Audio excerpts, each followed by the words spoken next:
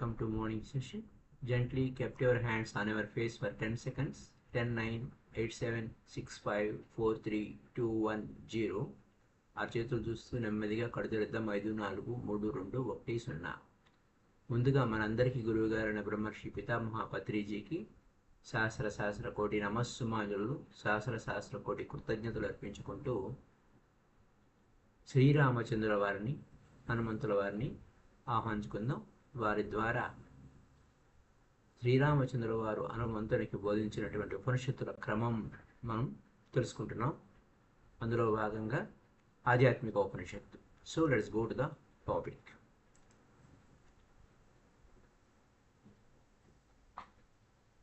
ఇక్కడ యదా జాత్యాంధస్య స్వరూప జ్ఞానం న విద్యతే. స్వరూప జ్ఞానం న విద్యతే, ఎలా దొరకదు? తదా గురూపదేశేన వినా.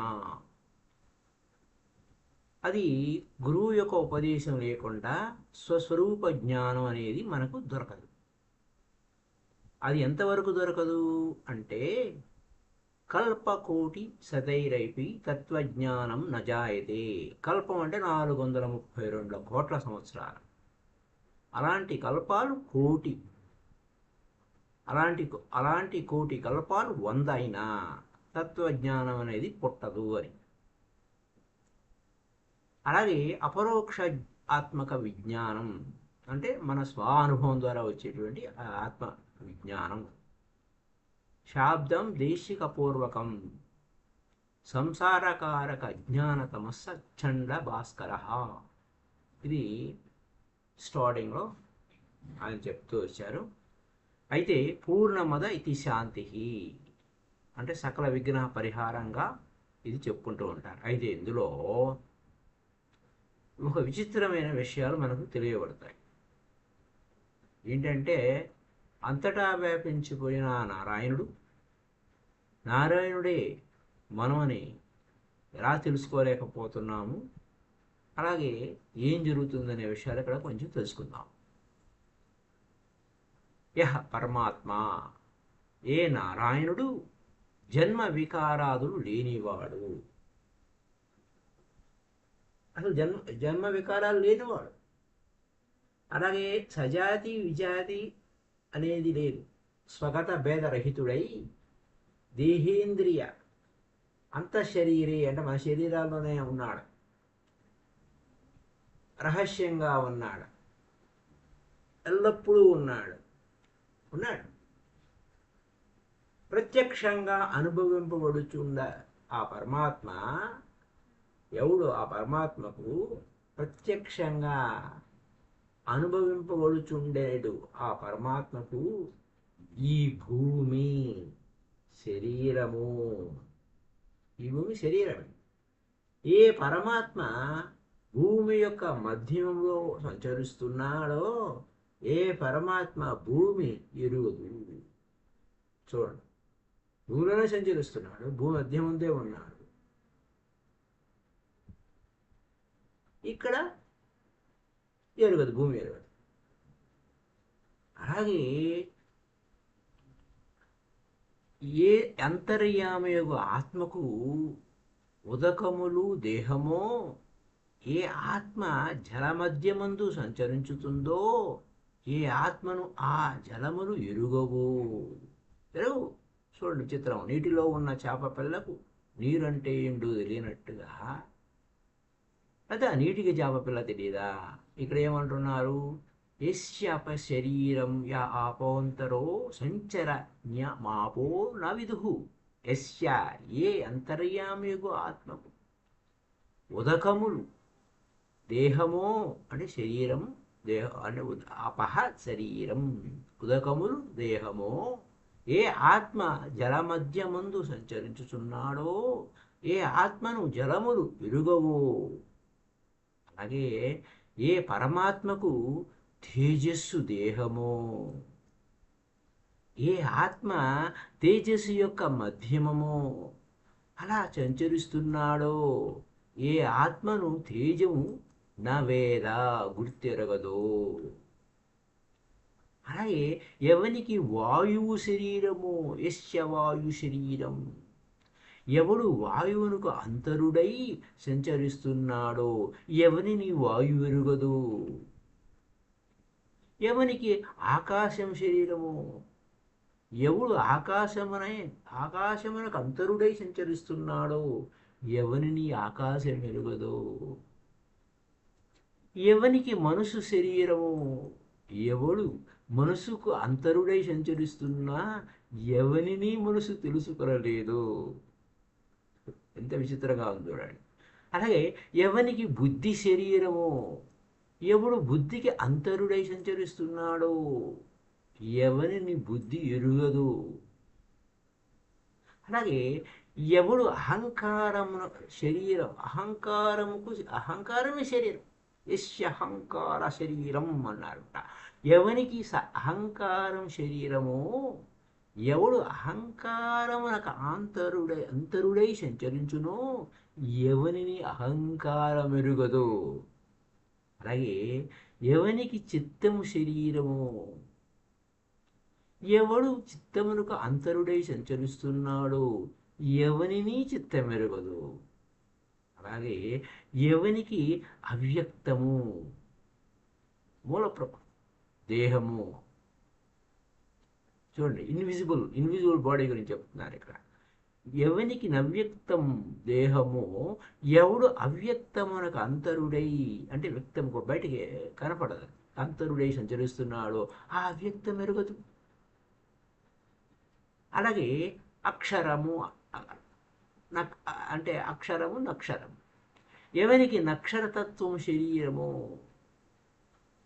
ఎవడు అక్షరతత్వమునకు అంతరుడై సంచరిస్తున్నాడో ఎవనికి ఆ అక్షరతత్వం ఎరుగదు. క్షయము లేని వాడు అనమాట. అలాగే ఎవనికి మృత్యువు శరీరము, ఎవడు మృత్యువునకు అంతరుడై సంచరిస్తున్నాడో ఎవరిని మృత్యువు గుర్తెరగదు.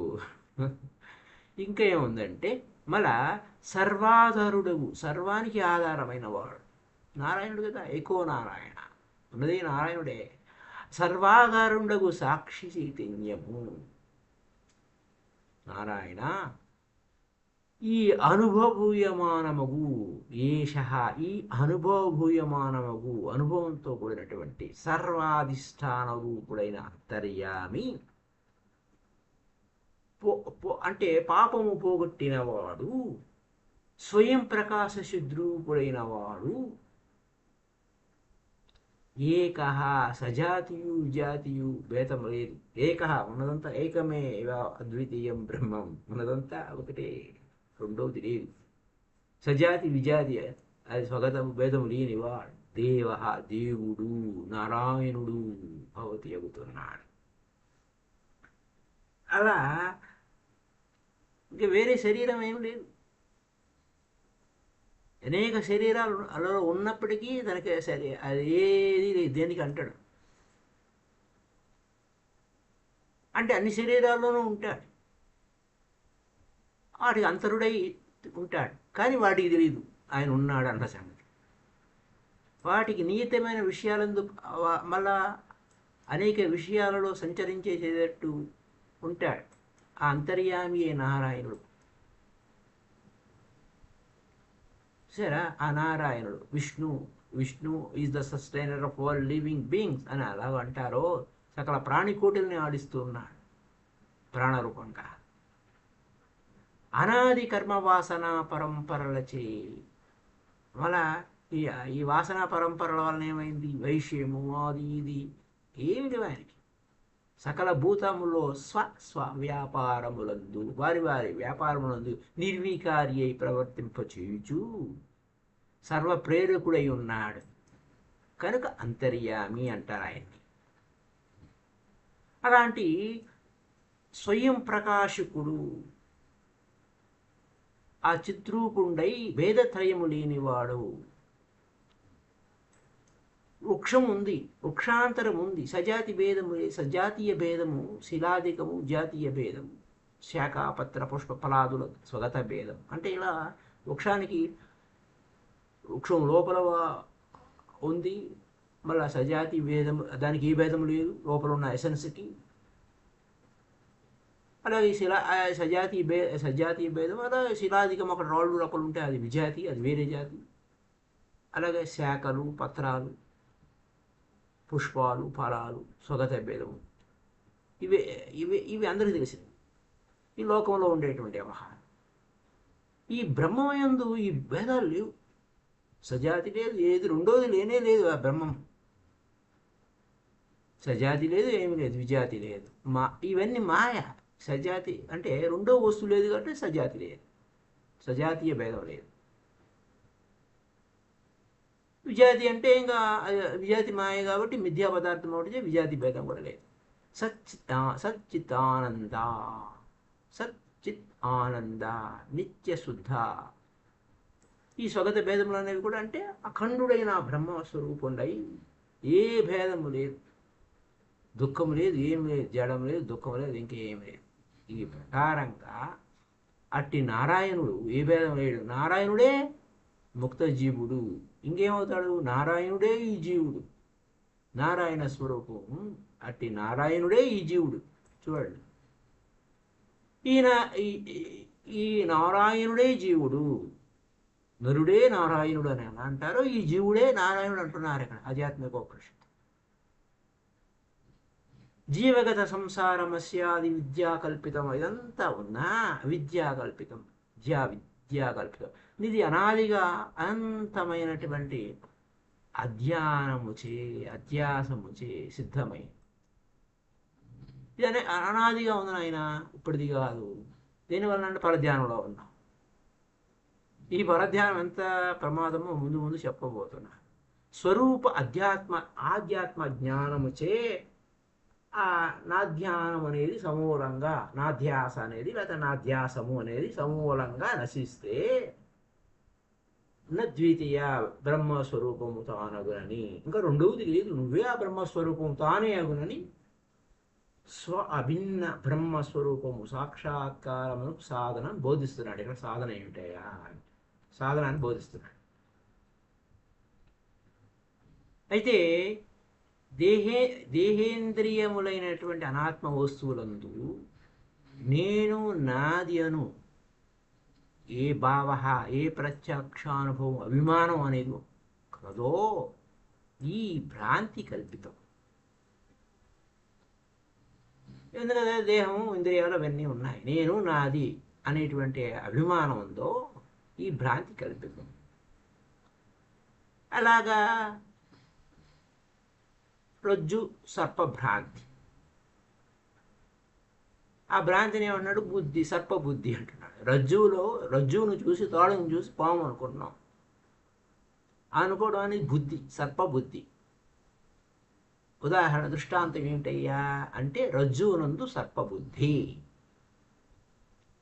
అలాగే నువ్వు సాక్షాత్తు బ్రహ్మమే ఉండి బ్రహ్మ యందు ప్రపంచబుద్ధి.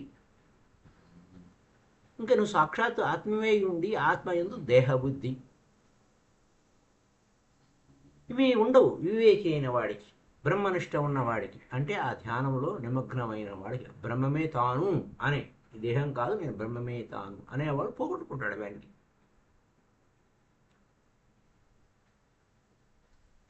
అండ్ బ్రహ్మనిష్టలో ఉన్నవాడికి ఇవన్నీ ఉండవు.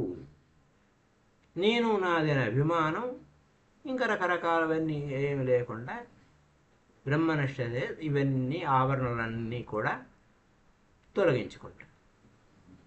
అలా ఇంకేమిటి? అంతఃకరణమునకు బుద్ధివృత్తులైన వీటన్నిటినీ సాక్షి అయి ఉంటాడు. ప్రత్యేగాత్మ స్వరూపుడై ఉన్నటువంటి తన్ను అంటే ఆత్మస్వరూపుడు. ప్రత్యేగాత్మ అంటే అలా చెప్తాం, ప్రత్యేగాత్మనాం అంటాం. ప్రత్యేగాత్మ స్వరూపుడైనటువంటి స్వం తన్ను తాను తెలుసుకొని నేనే ఆ బ్రహ్మమునైతిననియే తద్రుత్వ అంటే ఆ యొక్క దృక్కుతో ఉండాలి. ఆ బ్రహ్మాకార బుద్ధివృత్తి చేత తనకంటే నితరమైన దేహములందు నేను అను బుద్ధిని, ఇంకా ఆత్మమతి నేననే వదిలి వీడవాలి. అంతా ఉన్నదంతా బ్రహ్మమే, నేనే ఆ బ్రహ్మము. ఉన్నదంతా బ్రహ్మమే, నేనే ఆ బ్రహ్మమునయ్యా. అయితే ఇక్కడ ప్రత్యేగాత్మ అంటే ఇంకా ఎలా అంటది? ఈ శరీరమే నేనే ఆత్మ, శరీరములో ఉన్నాడు, ఇంకా సచ్చిదానంద స్వరూపుడై ప్రకాశిస్తూ ఉన్నాడు, అంతా ఆత్మయే అనేటువంటి సచ్చిదానంద స్వరూపమైనటువంటి ఆత్మ పదార్థమని తెలుసుకోవాలి. అలాగే బుద్ధివృత్తులను సాక్షిగా తను తాను తెలుసుకొని ఇవన్నీ నేను నాది అనే అభిమానం విడవాలి. ఈ శరీరంలో ఉన్నాం ఆయన, నేను నాది అనే అభిమానం విడిచి నేను ఎవరు? అహం బ్రహ్మాస్మి, నేను బ్రహ్మమునైతి నను జ్ఞాన కారణంగా ఉండాలి అని అభిప్రాయము. అయితే ఈ యొక్క గురు శిష్య సంవాద రూపంగా చెప్తున్నారు ఆయన. ఓ శిష్యుడా, త్వం నీవు లోకానువర్తనం, లోకులకు అనుకూలంగా ఉండాలనే ప్రవర్తనను విడిచిపెట్టు. ఏంటి లోకులకు అనుకూలంగా? వాళ్ళు ఏమనుకుంటారో ఏమిటో అని. లోకులు దూషించినా భూషించినా, వాళ్ళు పొగిడినా తెగిడినా నిమిత్తం లేదు ఆయన. ఆ అభిమానుడు లోకులు ఏమనుకుంటారా అంటే నీ కథ ఏమవుతుందో అర్థం కాదు. ముందు ఆ లోకుల కోసమే జీవిస్తున్నట్టుంది, నీ కోసం నువ్వు జీవించు. ముందు త్యక్వా, విడిచిపెట్టు. లోకులకు అందరికీ అనుకూలంగా ఉండాలి, ఎవరిని నువ్వు సంధించలేవు అనే ప్రవర్తన. ఆ లోకులు తిట్టుకుంటూ ఉన్నారే, దూషిస్తున్నారే, వాళ్ళు భూషిస్తున్నారే, నాకు నిమిత్తం లేదయ్యా, ఆ అభిమానం ఉంచుకోవాలనని. అంటే నాకు అది అంటే దూషణ భూషణాలు వాళ్ళకి అనుకూలంగా ఉండాలి, నాకు నిమిత్తం లేదు అని ఏం చేయాలి? అభిమానం విడవాలి. అలాగే దేహాదులందు పోషణ పాలన, శరీరాన్ని జాగ్రత్తగా ఉంచుకోవాలి. అయితే శరీరాన్ని జాగ్రత్తగా ఉంచుకోవాలంటే కదా అదే ధ్యాసలో ఉంటే, అదే ధ్యాస కాదు, శరీరం జాగ్రత్తగానే పెట్టుకో. మళ్ళీ భావం తద్భవతి కదా. ముందు ఆధ్యాత్మిక ఉపనిషత్తు ముందు మనకి చెప్పారు కదా. అలాగే ఏ భావంతో అయితే ఉంటావో అదే నువ్వు అవుతావు. అయితే ఇక్కడ సకల శాస్త్రంలో నాకే తెలుసు, మరొక ఎవడికి తెలియదు అనేటువంటి అలాంటి నిరంతర అభిమానం ఉంచుకోవద్దు. నీ యొక్క మూల జ్ఞానం నాశనం చేయొద్దు అలాగా వ్యతిరేకంగా ఉంటే. అయితే నువ్వు చేయవలసింది ఏంటి? యుక్త్యా అంటే మననము చేత, శ్రవణము చేత. అంటే మననం చేయడం అనేది యుక్తి, శ్రవణం చేత, స్వానుభవం చేత. బ్రహ్మమును స్వానుభవాన్ని నీకేం తెలుస్తుంది? బ్రహ్మము తన్నుగా తెలిసిన అనుభవం చేత, తానే ఆ బ్రహ్మముని తెలిసిన అనుభవం చేత, అంటే మెడిటేషన్ చేత, ధ్యానం చేత తనకు సర్వబ్రహ్మ రూపతను ఆత్మనః అంటే ఆత్మనః అంటే ఏంటి? ఆత్మనః అంటే నువ్వు తనకు అని అర్థం. సర్వాత్మయం సర్వబ్రహ్మరూపాత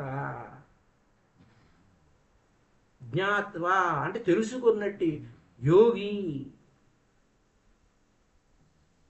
అది ఆ యోగి దృఢమైన అంటే దృఢమైన చిత్తం ఉండాలి నాయన నీకు అని. అలాంటి మనసు స్వస్వరూపమైనటువంటి బ్రహ్మమందే స్థిత్వ ఉంటుంది. ఆ యొక్క మనసు ఏమైంది? అక్కడ మనసు ఉండి ఏమవుతుంది? నశిస్తుంది. ఆ బ్రహ్మ ఉండే జీరో అయిపోతుంది, అక్కడే స్థితమైపోతుంది. శ్రవణము మననము నిధిధ్యాసనము వలన సంశయము అనే విపరీత సంభావనాది దోషాలు పోతాయి. నిస్సందేహంగా తాను పరిపూర్ణ బ్రహ్మ రూపి అని తెలుసుకున్న యోగి యొక్క మనసు నిర్వృత్తమైపోతుంది, స్వస్వరూపం అందే లీనమైపోతుంది. దాని ఉదాహరణ ఏం చెప్పారు? సైంధవలను నీటిలో వేస్తే స్వస్వరూపం ఊడిచి జలమైపోయింది అది. అలాగే నిద్రకును లోక వ్యవహారానికి శబ్దాది విషయాలకు స్వరూప ప్రతీకతను ఎప్పుడు సమయమును ఇయ్యక, అంటే నిద్రలోకి జారిపోవద్దు. లోకులు ఏమనుకుంటారో, వాళ్ళు ఏమనుకుంటారో, వీళ్ళు ఏమనుకుంటారో, ఆ గోళ నీకొద్దు, ఆ శబ్దం ఈ శబ్దం వల్ల నాకు ఇబ్బంది అవుతుంది. అలాగే ఆత్మ విస్మృతే నీ స్వస్వరూపాన్ని నువ్వు మర్చిపోతావురా. ఎప్పుడు సమయాన్ని వేస్ట్ చేయకు. వాటికి నిద్రగా అతిగా నిద్రపోవద్దు. ఆ లోకులు ఏమనుకుంటారో వాళ్ళు ఏమనుకుంటారో లోక వ్యవహారం వద్దు. అది విడిచిపెట్టు. ఇంకా విషయాసక్తుడు కావద్దు. ఏమేమి విడవాలి? నిద్రాసక్తుడు కావద్దు. అది మానవు బాగానుంది. లోహ వ్యవహారాలు వాళ్ళు ఏమనుకుంటారు వీళ్ళు ఏమనుకుంటారు ఈ గోల పోవద్దు. అరుణ్ణి విడిచిపెట్టావు. ఆ తర్వాత విషయాసక్తుడు అవుతావు. అది కూడా వదిలిపెట్టు. ఇంకా అంత వదిలిపెట్టావు.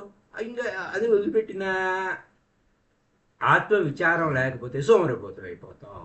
అది 4వది కూడా వదిలిపెట్టు. దేని మీద దృష్టి పెట్టాలి? నీ స్వస్వరూపం నీ యందే ఉంది. దాని సంగతి చూసుకో. నిరంతర ధ్యానాభ్యాసం చేత నీ బ్రహ్మస్వరూపం నీ యందే ఉందనేటప్పుడు ఏం పోతాయి? ప్రతిబంధకమైన అజ్ఞాన వృత్తులన్నీ నశించిపోయి స్వస్వరూప జ్ఞానం అవుతుందిరా. అది ఈ ఇలా స్వస్వరూప జ్ఞానం కలుగుతుంది. లేకపోతే ఇక నా ధ్యాస ఉదయింపదు. ఇంకా ఏం వేరే పరధ్యాస ఉండదు. అది వ్యవహారం.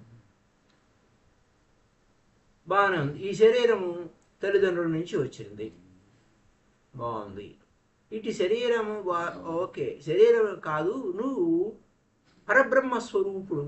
ఈ శరీరమే నేను అనేదాన్ని దూరంగా పక్కబెట్టి శరీరాన్ని విడిచిపెట్టబడి శరీరం కూడా శరీర మాధ్యమం కూడా ధర్మసారం సాధనం. ఏంటి? నువ్వు ఆ పరబ్రహ్మ స్వరూపుడువై ఉన్నావు కదా, దాంట్లో నువ్వు పాస్ అయిపో అన్నాడు. కృతార్థుడు భవ. కృతి భవ అంటే కృతార్థుడు కొమ్ము అని. ఓకే. అయితే ఇక్కడ ఇది విశేషం. ఇంకేమంటున్నాడు? ఓ మననశీలుడా, ఓ ముముక్షువా, ఘటముందు ఉన్న ఆకాశం, ఘటం అంటే శరీరం, ఈ మహా ఆకాశం వందే, అలాగే ఆత్మనం అంటే దేహేంద్రియాలన్నిటికీ సాక్షిగా ఉన్నటువంటి ఆత్మ, పరమాత్మని పరిపూర్ణ బ్రహ్మమునందు లయింపజేసి అక్కడ అఖండ భావన పూర్ణ బ్రహ్మ రూపంలో సదా ఎల్లప్పుడూ తన్మయుండవై మౌనాన్ని ఆశ్రయించు అన్నాడు. ఇక్కడ పోయేసరికి ఆత్మనం అంటే మళ్ళీ ఆత్మ వేరు పరమాత్మ వేరు ఈ గోళ పడవు. ఇక్కడ ఆత్మ అంటే దేహేంద్రియ బుద్ధులన్నిటికీ సాక్షిగా ఉన్నటువంటి అనేటువంటి ఆ మనసుని జీరో చేసేయండి. పరిపూర్ణ బ్రహ్మం అయితే ముందు నుంచి అదే చెప్పదు. అదొకటి ఇదొకటి ఉండదు. ఇక్కడ నేను ఈ ఉపాధి భావంలో, ఈ ఘటం అనే ఉపాధి భావం, ఉపాధి అంటే శరీరం, ఘటాకాశం అంట. The space within and the space without, మహాకాశం అన్నది ఉంది. అయితే నువ్వు ఎలా ఉన్నావు? ఆ జ్ఞానము ఆయన ఈ ఘటాకాశం ఆకాశం ఒకటే, ఘటాకాశం మహా ఆకాశం ఒకటే. ఆ జ్ఞాన ఉపాయం వలన పూర్ణ బ్రహ్మరూపుడు అవుదు కనుక సర్వకాల సర్వావస్థల్లో మౌన నిష్ట ఎందుకు? ఆ మౌన నిష్టలో ఉండటం వలన, సర్వకాలంలో మౌన నిష్ట ఉండటం వలన ఏమవుతుంది? నిరంతర బ్రహ్మానందానుభవం కలుగుతుంది. ధన్యుడవైతే భావిస్తాడు. ఇంకా వేరే కర్తవ్యం ఏం లేదు. నాటకంలో భాగంగా కర్తవ్యాలు అంతే, అన్ని వదిలిపెట్టి ఎడుకో ఉండమని కాదు, సోమరిపోతుగా ఉండమని కాదు. మళ్ళీ అక్కడ సదా ఎల్లప్పుడూ స్వస్వరూపము చేతనే ఆధారమైనటువంటి స్వయం ప్రకాశము, స్వయం ప్రకాశం బ్రహ్మ చైతన్యం. స్వయంభూవయ్యా నువ్వు. స్వయంభూయ అంటే నువ్వై, ఆ స్వయం ప్రకాశకమైన బ్రహ్మ చైతన్యమై నువ్వై ఎల్లప్పుడూ స్వరూపము చేత అనే ఆధారమైనటువంటి స్వయం ప్రకాశమైనటువంటి ఆ బ్రహ్మ చైతన్యమే నీవై దృశ్య ప్రపంచమైన ఈ బ్రహ్మాండమును, ఈ పిండాండం అంటే శరీరం, ఈ శరీరము ఇదంతా అక్కడ ఈ శరీరం నువ్వు కాదు, ఆ బ్రహ్మాండమే నీవు. ఈ పిండాండము నువ్వు కాదు, ఆ బ్రహ్మాండమే నీవు. స్వయం ప్రకాశకమానమైనటువంటి ఆ బ్రహ్మ చైతన్యమే అయి ఉన్నావు నువ్వు. అయితే ఇక్కడ ఏంటి, మళ్ళా దాన్ని మరొకసారి చెప్పుకోవాలంటే, తాను శరీరము ఇంకా శరీరాదులందు ఆత్మబుద్ధిని, ప్రపంచమందు సత్యత్వ బుద్ధిని విడిచి ఈ శరీరమే ఈ శరీరమే అనుకోవటం, ఈ ప్రపంచమే సత్యం అనుకోవటం ఇవన్నీ పెట్టి దృఢ పరోక్ష జ్ఞానము చే, దృఢ అపరోక్ష జ్ఞానం చే. పరోక్ష జ్ఞానం అంటే పరువృత్తి, అలాగా దృఢాపరోక్ష అంటే దీర్ఘం తీశారు కాబట్టి దృఢమైనటువంటి అపరోక్ష జ్ఞానం చేయాలి. నీ స్వానుభవం చే స్వయం ప్రకాశ బ్రహ్మస్వరూపుడు అయి ఉన్నవానికి శరీరముతో పనిలేరు. అంటే నేను శరీరము అనే భావాన్ని విడిచిపెట్టమన్నాను, అంతేగాని శరీరంతో పని లేదు. శరీరంతోనే ఉండబట్టే కదా ఇదంతా వ్యాపారం చేస్తుంది. స్థూలమైన మీనింగ్లు తీసుకోకూడదు. ఇంకేమన్నాడు, సో నీవు అనాది కాలం నుండి ఈ దేహంలో ఉన్నావు, అలవాటు పడ్డావు. ఆ అలవాటు వల్ల ఏమైంది, ఈ దేహమే నేననే బుద్ధి వచ్చేసింది. జ్ఞానస్వరూపుడైనటువంటి సత్య చిత్ ఆనంద సదా ఆనందము, సత్యానంద స్వరూపుడైనటువంటి బ్రహ్మమునందు ఉంచి ఆ దృష్టి దాని మీద శరీరం అనే దృష్టిని పక్కన పెట్టి సదానందే సత్యానంద స్వరూపుడైనటువంటి బ్రహ్మమునందే ఉంచి ఈ శరీరం అనే అభిమానం విడిచి సర్వదా ఎల్లప్పుడూ ఆ బ్రహ్మమాత్రుడు అయి ఉండవు నాయన అంటున్నాడు.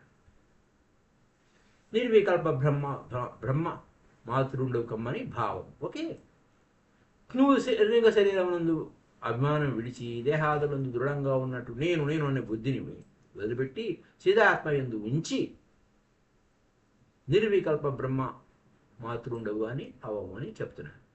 ఇంకా ఇంకో పాయింట్, దర్పణాంత పురయం యథో యథో ఏదో అది మనం సంస్కృతం వదిలిపెట్టేస్తాం, మీనింగ్లు తీసుకుంటున్నాం. అద్దమందు కనబడుచున్న పట్టం వలె అధిష్టానమైన ఏ బ్రహ్మమందు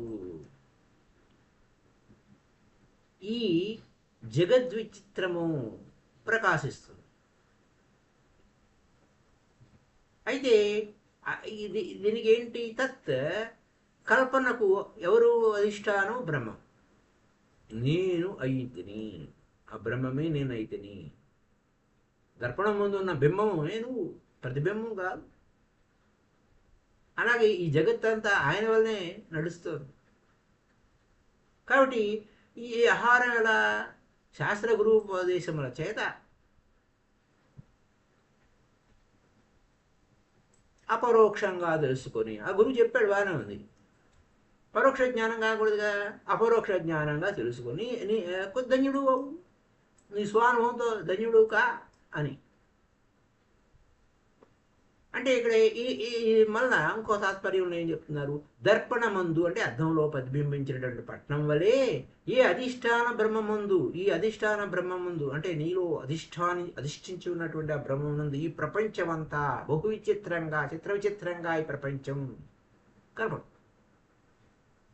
అయితే ఇది ఎలా కనపడుతుంది, అజ్ఞానం చే సత్యంగా అనిపిస్తుంది. అట్టి కల్పిత ప్రపంచం నా నేతి నేతి అనే వాక్యము చేత నిషేధించు. నా ఇతి నేతి నేతి అంటే నా ఇతి ఇది కాదు, ఇది కూడా కాదు. చివరికి ఎవరు అన్ని తీసేస్తే నువ్వే ఆ బ్రహ్మంగా తెలుసుకో, కృతార్థుడైపో అని, పాస్ అయిపో అన్నాడు. ఇది ఒక పాయింట్. ఇంకా ఇది ఎక్కడి నుంచి వచ్చింది, ఈనాటిది కాదు. ఈ నేను అనే అభిమానం, ఈ గ్రహం దేనివలన విడిచిపెట్టవయ్యా, నేను అనే అభిమాన గ్రహాన్ని విడిచిపెట్టు అంటే చంద్రుడిని గ్రహం పట్టుకున్నట్టుగా నువ్వు పూర్ణచంద్రుడురా, పూర్ణచంద్రుని వలె నిష్కళంకంగా ఉండు. నేను అనే అభిమానం గ్రహం పట్టుకో. అందుకోసం అనుగ్రహం కావాలి. గ్రహాల కాదు, గ్రహపీడ కాదు, నీ పట్ల నువ్వు అనుగ్రహం కలిగి ఉండాలంటారు పెద్దలు. అహంకార గ్రహత్ అన్నాడు. అహంకారం అంటే నేను, అహం అంటే నేను. ఈ నేను అభిమాన గ్రహం వలన ముక్త విడిచిపెట్టబడింది ఏంటి? ఈ గ్రహం పట్టుకుంది, పూర్ణచంద్రుని పట్టుకుంది గ్రహం. పోనీ అంటే చంద్రగ్రహణం వచ్చిందంటే ఈ చంద్రగ్రహణం నా బొంద చంద్రగ్రహణం అది కాదు గ్రహణం, ఇది గ్రహణం. నేను అనే అభిమాన గ్రహాన్ని విడిచిపెట్టబడేది పూర్ణచంద్రుని వల్ల. అప్పుడు ఏమైంది? గ్రహం విడిచిపెడితే పూర్ణచంద్రుడు బ్రహ్మాండం కనబడుతున్నాడు. దేశకాల వస్తు పరిచ్ఛేద శూన్యుండై సత్యానంద స్వరూపుడివై స్వయం ప్రభరా నువ్వు తనంతట తాను ప్రకాశిస్తున్న వాడివై. మన చంద్రుడు స్వయం ప్రభగా స్వరూపము, తన చిద్రూపము ఉపద్యతే పొందుతున్నాడు. ఇది ఎలా అంటే దానితో దీనితో పోలిక రకరకాలుగా మనకి అర్థమయ్యే రీతిలో చెప్తున్నారు. అనాది వాసన రూపమైన అహంకారము గ్రహం వలన విడిచిపెట్టబడిన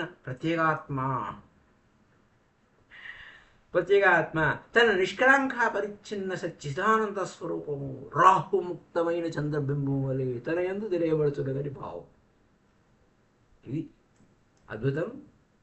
ఈ అద్భుతమైన విషయాలు, మరిన్ని విషయాలు రేపటి ఎపిసోడ్లో ఈ కర్మనాశనం వంటి, చింతానాశనం వంటి, దుఃఖ నివృత్తి, వాసనాక్షయము ఇవన్నీ తర్వాత సర్వక్షయమైనప్పుడు ఆ బ్రహ్మ సాక్షాత్కారం గురించి మరిన్ని విషయాలు రేపటి ఎపిసోడ్లో తెలుసుకుందాం.